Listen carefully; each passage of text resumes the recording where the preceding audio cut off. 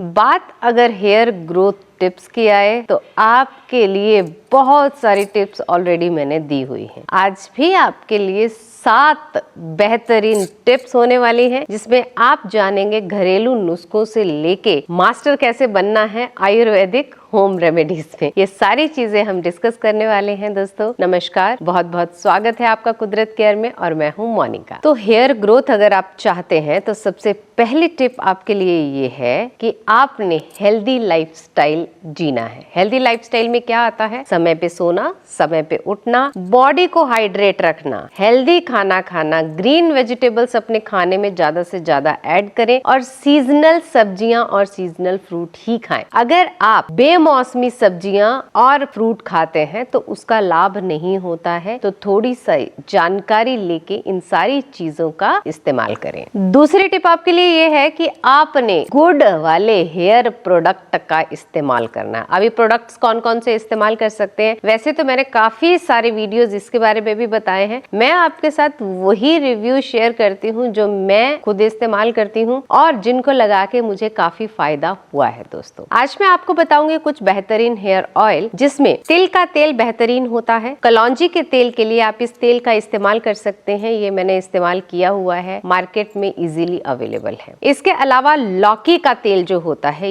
ये भी hair growth में मदद करता है। लौकी का तेल घर पे कैसे बनाना है ये भी मैंने आपको बताया है। साथ ही साथ आप अनियन और कलौंजी ऑयल भी इस्तेमाल कर सकते हैं। इसके भी ये काफी सारे ऑप्शंस अवेलेबल हैं मार्केट में। इसके अलावा आप घर पे भी ये सारे तेल बना सकते हैं। ये सारे वीडियोस मैंने ऑलरेडी बनाए हुए हैं। तीसरी टिप्स आपके लिए ये है कि आपने रेगुलरली हेयर ऑयलिंग तो करनी ही है, साथ ही साथ हेयर मास्क भी लगाने हैं। अब मार्केट में काफी सारे हेयर मास्क अवेलेबल हैं। उसके लिए ये कुछ एक ऑप्शन है आपके लिए। आप इन प्रोडक्ट्स का इस्तेमाल कर सकते हैं, क्योंकि ये हेयर मास्क मैंने यूज किए हुए हैं। तो ठीक है, मतलब ऐसा नहीं है कि बहुत ही फैंटास्टिक है, लेकिन काम चल सकता है। अब अगर बात करें हम घर पे हेयर मास्क किस तरह से बनाना है, तो मैं आपको बता देती हूँ। बहुत आसान तरीका है। एलोवेरा जेल लेना है आपने, उसमें ऐड कीजिए कोकोनट ऑयल। अब मिक्सी के जार में डाल के एलोवेरा का पत्ता और कोकोनट ऑयल को दोनों को मैश कर लीजिए, अच्छे से मिक्स कीजिए। बालों की जड़ों से लेके अंत तक लगाएं, 2 घंटे लगा के रखें। उसके बाद नॉर्मल शैम्पू से हेयर वॉश करें। उसके बाद अपने बालों में कंडीशनर जरूर लगाएं। अगर आप हेयर होममेड कंडीशनर चाहते हैं तो आप वो मुझे कमेंट करके बता सकते हैं, मैं आपके लिए वो वीडियो भी बना दूंगी। चौथी टिप्स आपके लिए ये है कि समय समय पे बालों को धोएं। आपने अक्सर देखा होगा कि बहुत सारे लोग जब आपके पास से गुजरते हैं तो उनके बालों में से स्मेल आती है। बालों में से स्मेल आने का मतलब ये है कि उनको धोने का वक्त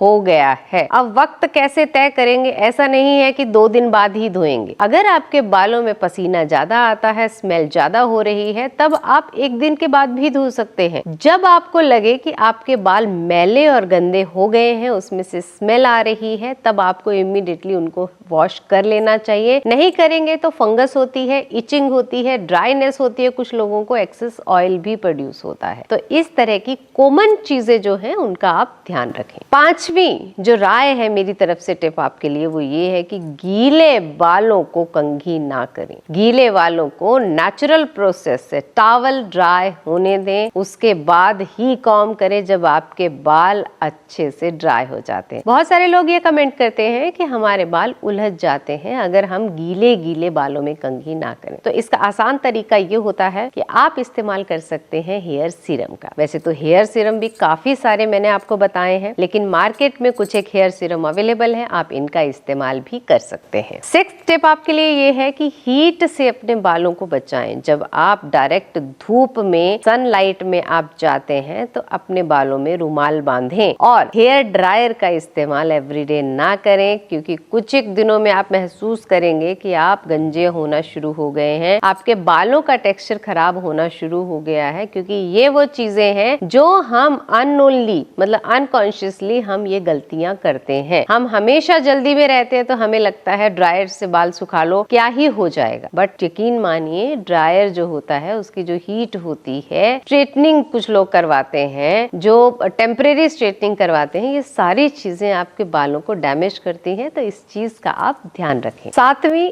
और आखिरी टिप आपके लिए ये है कि stay positive, stay happy, stay एकदम ऐसा चेयरफुल होना चाहिए आपको, हमेशा एकदम ऐसे रहिए कि भाई हम ये कर सकते हैं। निराश बिल्कुल नहीं होना है। हैप्पीनेस की होती है सक्सेस की। तो आप इन चीजों का ध्यान रखें। वीडियो यहाँ तक देख लिया है तो लाइक का बटन दबा दीजिए दोस्तों। आपके लिए नई नई टिप्स मैं इस तरह से लेके आती रहूंगी। आप बस अपने कमेंट करके व्यक्तिगत राय देते जाइए और मुझे ये भी बताइए कि आपको किस विषय पे वीडियो देखना है। मैं आपके लिए इसी तरह के टिप्स लेके आती रहूंगी, अच्छी अच्छी होम रेमेडीज की वीडियोस बनाती रहूंगी। आप बस अपना प्यार मुझ पे ऐसे ही लौटाते रहिए। वीडियोस को ज्यादा से ज्यादा शेयर किया कीजिए, बिकॉज शेयरिंग इज केयरिंग। दोस्तों हम जल्द मिलेंगे नए वीडियो में। बाय।